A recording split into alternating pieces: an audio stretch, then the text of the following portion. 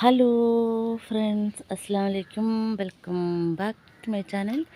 ഞാൻ പറഞ്ഞില്ലേ, നമ്മൾ എന്തെങ്കിലും ഒരു കാര്യം ചെയ്യണമെന്ന് തീരുമാനിച്ചിറങ്ങി തിരിച്ചാൽ അതെല്ലാം സെറ്റാകും എന്നുള്ളതിൻ്റെ തെളിവാണിത്. എനിക്ക് ഡെങ്കിപ്പനി വന്ന സമയത്ത് ഞാൻ ഫാഷൻ ഫ്രൂട്ട് അന്വേഷിച്ച് നടപ്പാണ്. പല വീടുകളിലും ഒന്നോ രണ്ടെണ്ണം കിടപ്പുണ്ട്, ചോദിച്ചാലും തരില്ല, അത്രയൊക്കെ ഉള്ളൂ.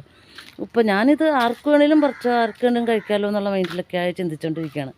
പക്ഷേ എനിക്ക് ആരും അങ്ങനെ കൊടുക്കൂല. ആ സമയത്താണ് ഞാൻ ഫാഷൻ ഫ്രൂട്ടിൻ്റെ ഒരു തൈ വാങ്ങിച്ച് നട്ടത്. ഇപ്പോൾ 100 100ൽ ഇഷ്ടം പോലെ ഫാഷൻ ഫ്രൂട്ട്. ഞാൻ കുറേ പറിച്ചു, പഴുത്തൊക്കെ എൻ്റെ ഉള്ളിലൊക്കെ നിറച്ചുണ്ടായി കിടക്കുക. അതെ, എൻ്റെ ഉള്ളിലേക്കൊക്കെ ഒരുപാടുണ്ട്. എത്ര ഇത് എണ്ണമൊന്നും 100 അല്ല കേട്ടോ. അത് നമുക്കിങ്ങനെ നോക്കുമ്പോൾ കാണാൻ പറ്റും. നോക്ക്, ഇതിനകത്ത് മൊത്തം. പിന്നെ താഴെ കുടിയിൽ ഞാൻ നട്ടിട്ടുണ്ട്, അവിടെയും ഉണ്ടായി. അപ്പോൾ നമുക്കുള്ള സ്ഥലത്ത്, പരിമിതമായ സ്ഥലങ്ങളുള്ളൂ. ഈ 5 സെൻറ്റ് 10 സെൻറ്റ് സ്ഥലമൊക്കെ ഉള്ള ആളുകൾക്ക് പരിമിതമായ സ്ഥലങ്ങളിലാണ് ചെയ്യാൻ പറ്റുക. വാർക്കയുടെ മുകളിൽ ഞാൻ വല വരച്ചിട്ട് അതിലിങ്ങനെ പാഷൻ ഫ്രൂട്ട് നട്ടുപിടിപ്പിച്ചു. അപ്പോൾ അതിൽ നിറച്ച് പാഷൻ ഫ്രൂട്ട് ഉണ്ടായിട്ടുണ്ട്. കുറേയൊക്കെ പഴമൊക്കെ പറിച്ചെടുത്ത് ഞങ്ങൾ ജ്യൂസൊക്കെ അടിച്ച് കുടിച്ചു. അപ്പോൾ അന്ന് ഞാൻ വാങ്ങിച്ചപ്പോൾ 210 രൂപ 180 രൂപയ്ക്കായിരുന്നു കിലോയ്ക്ക് വില. ഞാൻ ഓൾറെഡി അതൊരു വീഡിയോയിൽ പറഞ്ഞിട്ടുണ്ട്. അപ്പോൾ ഇതൊക്കെ പഴുത്ത് തുടങ്ങി കേട്ടോ. ഞാൻ പഴുത്തത് കുറേ പറിച്ചു. ഇതൊക്കെ മഞ്ഞപ്പായത്, ഇതൊക്കെ പഴുത്ത് മഞ്ഞ കളറായി തുടങ്ങി. അപ്പോൾ അങ്ങനെ ഞാൻ നട്ട എൻ്റെ ഫാഷൻ ഫ്രൂട്ടാണ്. അപ്പം നമുക്ക് ആവശ്യത്തിനുള്ളതൊക്കെ നമുക്ക് സ്വന്തം കൃഷി ചെയ്ത് ഉണ്ടാക്കാം. പിന്നെ ഞാൻ കുറേ ചീര അങ്ങനെ കേട്ടോ നട്ടു. ഞാൻ ചീര കഴിഞ്ഞ ദിവസം വെട്ടിയെടുത്ത്, സ്ഥലം അധികം ഇല്ലാത്തതുകൊണ്ട് നമ്മൾ ചാക്കിനകത്തൊക്കെ കേട്ടോ വെച്ചേ. ചീര വെട്ടിയെടുത്ത് ഞാൻ തോരൻ വെച്ചു.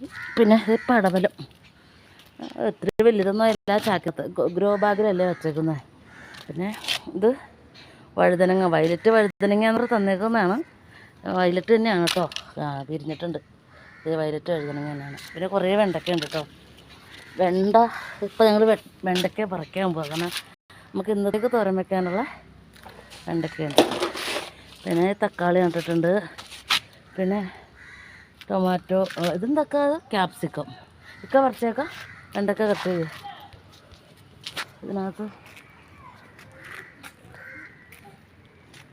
ഇക്ക കട്ട് ചെയ്ത് വെണ്ടയ്ക്ക പറിച്ചെടുത്തേക്കാം. നമുക്കത് വളർത്താനുള്ളത് ഇക്ക കട്ട് ചെയ്തെടുക്കും.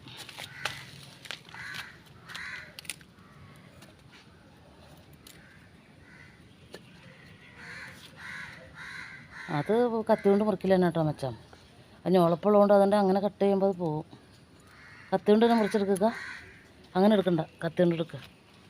ഇത് കത്തി എടുത്താലും മുറിച്ച കുറവല്ലേ. അതിൽ വലിയ കട്ടിയുള്ള കമ്പുകൾ മുറിക്കാനൊക്കെ അത് പറ്റുള്ളൂ.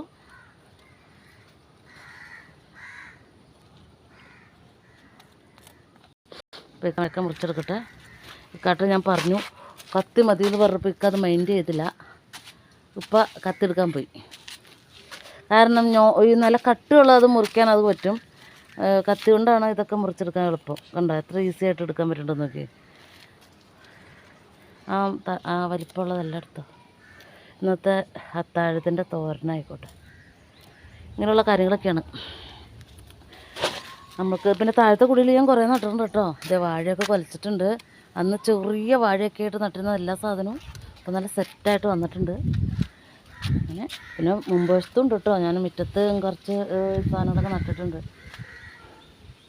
ഇത് ക്യാപ്സിക്കം കേട്ടോ. ക്യാപ്സിക്കം അത്ര നന്നായിട്ട് വന്നില്ല, എന്നാലും കുറച്ചൊക്കെ ഉണ്ടായി.